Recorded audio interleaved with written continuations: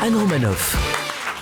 Le président va réformer le code du travail par ordonnance pendant l'été. Alors on va appeler ça une ordonnance, parce que comme une ordonnance, on va rien comprendre à ce qui est écrit dessus. Imaginez qu'on ait fait la même annonce quand François Hollande était président, mais là il y avait 3 millions de personnes dans les rues, grève des transports, des aéroports, des poubelles, des taxis, la même annonce avec Sarkozy, 5 millions de personnes dans la rue, les jeunes qui bloquent les universités, tout le monde en grève, les Uber, les médecins, les Miss France, les assistants parlementaires, tout le monde. Respire. Macron annonce qu'il va réformer le code du travail pendant l'été par ordonnance. Les Français disent « Attendons de voir. Donnons-lui sa chance. Je souffle un peu cet été, on en parle quand je reviens. » Macron, il a la vista, il a la chance, la niaque, la grâce. Il est arrivé sans projet, mais il sait faire passer ses projets sans pression. Non mais c'est injuste, parce que regardez, quand Hollande allait dans la forêt, il tombe sur des orties. Quand Macron va dans la forêt, il tombe sur un trèfle à 4 feuilles. Hollande va dans le désert, il pleut. Macron va au Touquet, il fait soleil. Hollande, tu lui mets un costume à 10 000 €, il a la cravate de travers et le pantalon qui arrive au mollet.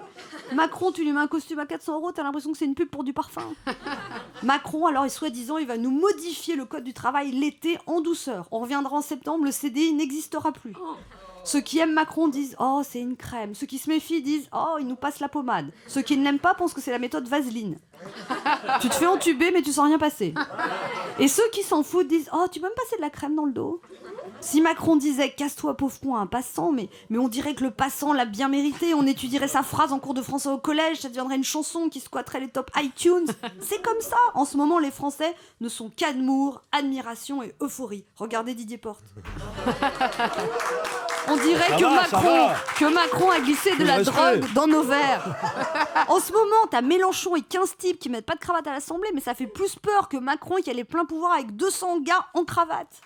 Macron, il veut réformer le code du travail pour lutter contre le chômage. Alors, et pour lutter contre les accidents, il va faire quoi ? Il va changer le code de la route ? Pour réformer la justice, il va réformer le code civil ? Hollande, au moins, la seule chose qu'il ait changé, c'est son code PIN.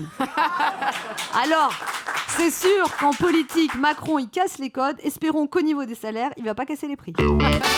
Europe 1, ça pique, mais c'est bon.